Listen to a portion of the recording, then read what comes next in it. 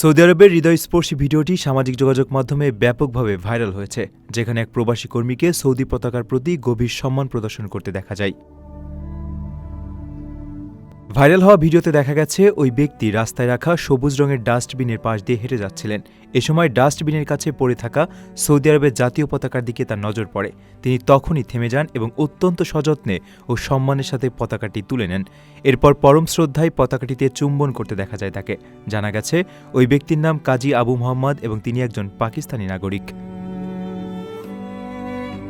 জানা যায় ওই পাকিস্তানি কর্মী ঘটনার সময় মূলত মসজিদে যাচ্ছিলেন। এক্সে ভিডিওটি শেয়ার করে এক ব্যবহারকারী লিখেছেন, সৌদি আরবের প্রতি ভালোবাসা কেবল যে সে দেশের নাগরিকদের মধ্যে সীমাবদ্ধ নয়, বরং যারা এই দেশের মাটিতে বসবাস করেন, এর মূল্য বোঝেন এবং এর পতাকাকে সম্মান করেন, তাদের সবার হৃদয়ে এই ভালোবাসা বিরাজমান।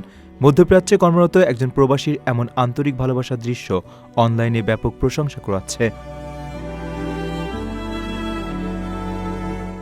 নিজের একটি স্বপ্নের ফ্ল্যাট এখন আর স্বপ্ন নয়। প্রবাসীর সিটিতে শুরু হয়েছে ৬ বছর মেয়াদী সহজ কিস্তিতে ফ্ল্যাট কেনার দারুণ সুযোগ।